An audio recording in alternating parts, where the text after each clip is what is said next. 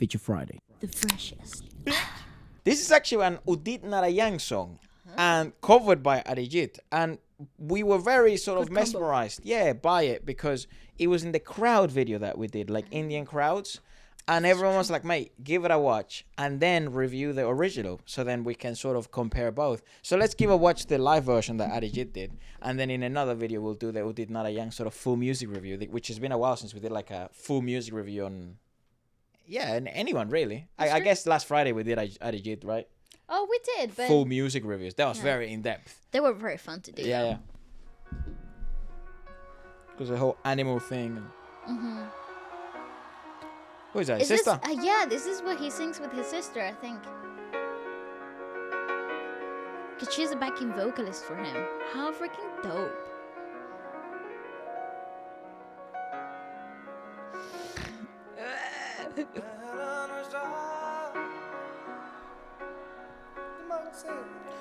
Come on.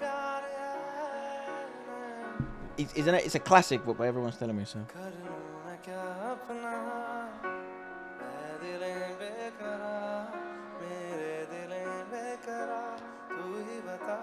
Kind of fast though.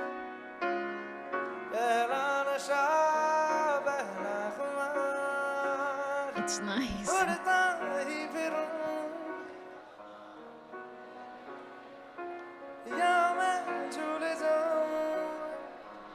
I also feel like these are the moments in the concert where he's totally like just loving life, and it's not scripted, it's not part of the repertoire or anything.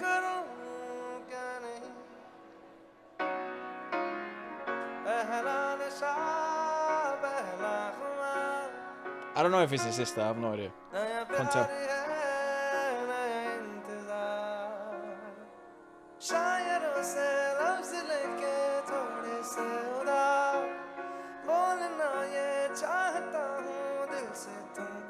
Big fan of that guy, man.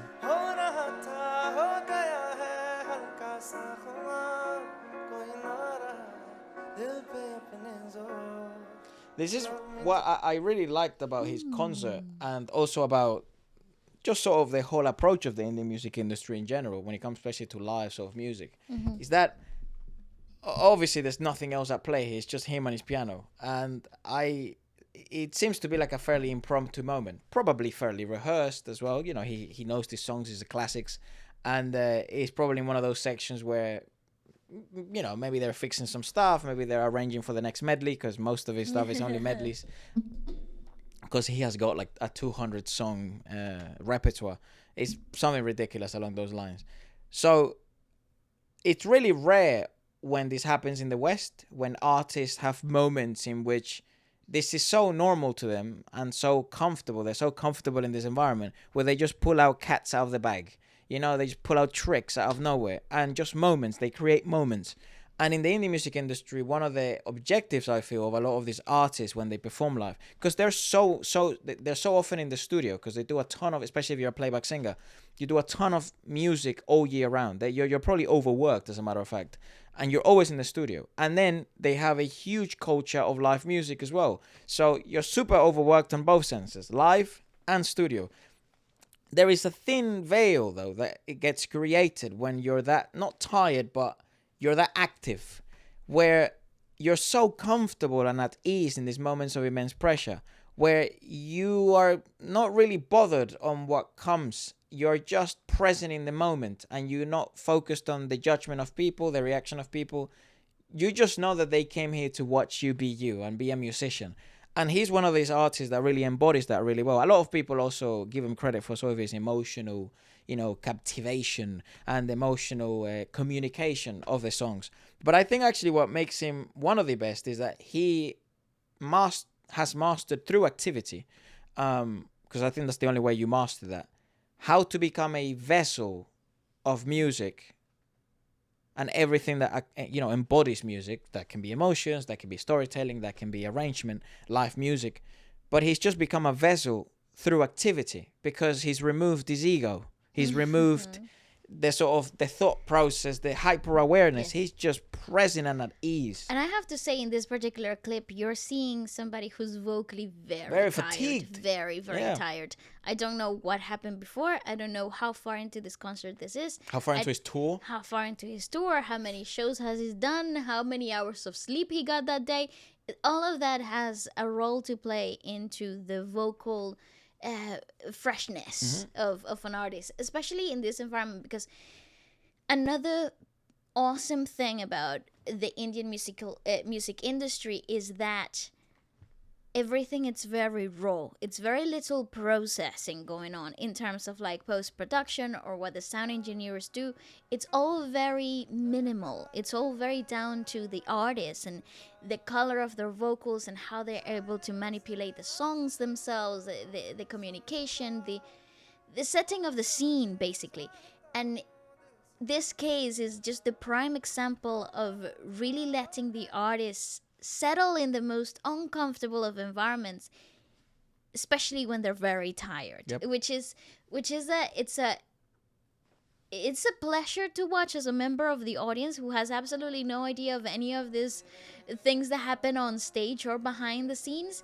But as somebody who has done this, not to this extent whatsoever, but performed live, there are some things here that just make you go, ooh, I wish we had more of this or more of that, just to kind of aid this performance. But if he shines in these environments, imagine what he can do when he's fresh and I think as well, in control. this is done on purpose. Like, he just Yeah. likes to do this like that, regardless of how fatigued he may be or regardless how tired he may be that day. I just genuinely think this is his choice.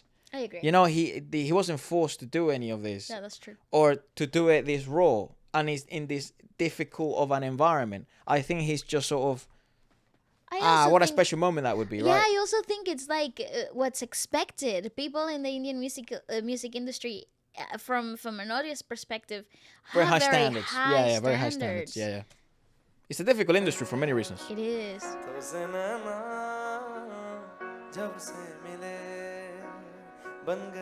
But look at him. He's totally devoted to the singing. So much joy there. He seems to be also quite a fairly simple man. No, yeah. Music makes so much part of him, and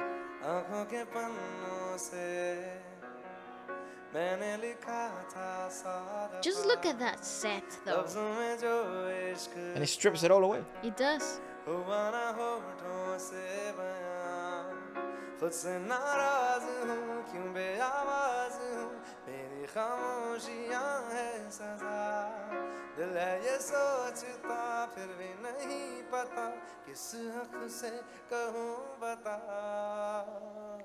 He makes you enjoy everything.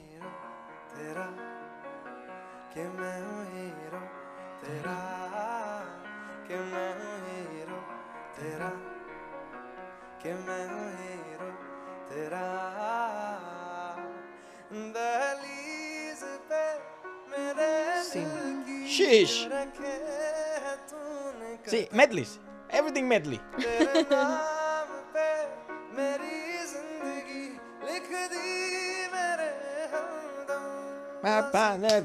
Gina. Shout out Atif.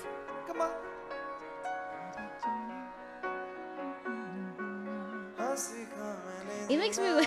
These are the moments that makes you want to sing. And I wish I knew these songs better. It's also because a lot of the same chords are present in a lot of these songs. That's why. But if you've ever wondered why there's so many medleys in No way it works. in Yeah. a lot of Indian music artists' live sets, it's because the same 5 chord progressions are so prevalent all across Bollywood, especially in Bollywood. The more you stray away from Bollywood, the more complexity you get because it's less formulaic. Diversity comes into play. Of course, no. But then the closer you get to other industries, you go to Tollywood, right? Or like you say the Tamil or the Telugu or Malayalam, and you see what does well in those industries, right? In India, and you start to get a grasp on sort of the chords that they also use. So the closer you get to different industries, movie industries in India, the more formulaic you get the chords.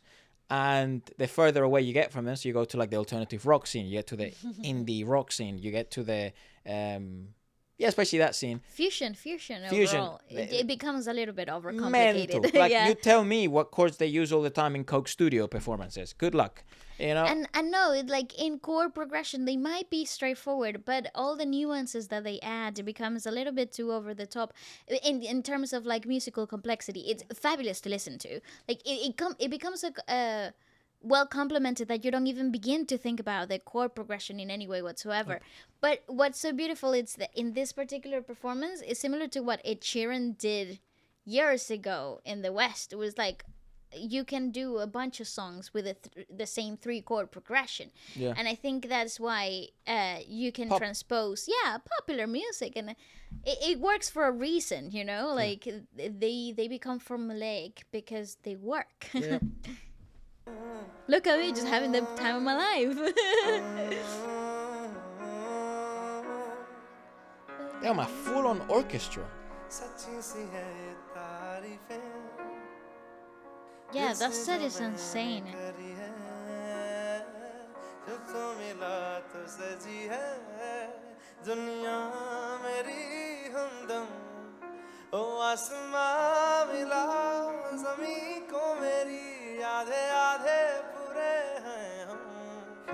It's so good because he's so effortlessly great though, like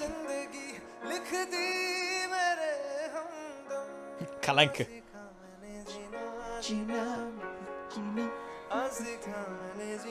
Bro, YouTube has to fix this, bro. Take this away. Well, that's the whole point that you click, right? Yeah, all right, bro. I will, but let me finish the fucking video. What the hell? What is this? I don't know. I think that's just Kalanka the reprise version. Yeah. I love that song, not gonna lie. Unreal. Freaking great track. Anyways. I love that, guys. I love that. Let us know what you think about stripped down versions of songs in concerts that are not from the original artist. What do you guys feel? What is this? What is it like? Because I know overall, you know, when it's like a very popular song, people are like, oh yeah, that's awesome. But it's not very done in the West that you take a section for covers. That's very new. This is the song. To me. This is the original. Just look at them having a great time. Come on. I thought for a second that was Sony. So did I.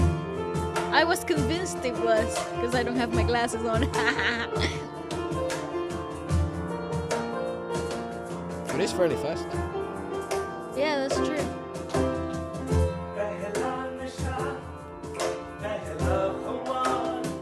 Fun!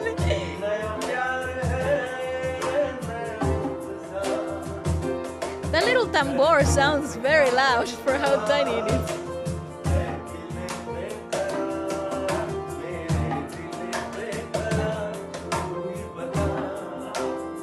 He holds his girth so well. So like, great. It's that legendary sound, right? I mean, you get them in different industries as well. Mm-hmm. He reminds me a lot, Udit Narayan reminds me a lot of like, we have some pinnacle singers like that in Venezuela where like, regardless of their age, they always seem to, or how long they've been in the industry, they always seem to, whenever they sing, they seem to retain their iconic timbre, but the girth, most importantly, is like the delivery. They may lose. We were discussing this. Like, if you ever notice, like, you know, older people that don't know how to sing, the first thing that goes is like they just all of a sudden start losing their ability to not add vibrato to everything they do. You know. It's actually a very normal thing. It comes with the losing dexterity over your muscles. So one of the everything they do sounds like but that's because they never learned how to sing. That's right. Because the loss of control really diminishes by technical knowledge. Correct. You can really this is a prime example of how to hold your grounding and the dexterity of your muscles within the larynx if you continually use them. The thing with old people is that they stop singing due to the the false ideas that, oh, I just sound old now, so like they stop No. trying. So if you're watching this and you're slightly elderly, don't stop singing. Keep singing. The world keep needs singing. more singers, but Yeah, good sing. singers, you know. And if you don't know how to sing, and you're, you know, perhaps in that age, or in the 70s, the 80s, Sing. learn- Sing. there's never like singing is one of those skills that there's never too late. It's never too late to sing. As a matter of fact, it will increase your neuroplasticity, keep you active. It will make you learn a new skill. It'll give you more life, essentially. It does. And what a great skill to learn, even if you may feel like you may be too old. It's never too old to learn music. And it's such a joy, such a joy. I think it's like a natural Correct. human thing. Aside from that, goodbye, guys.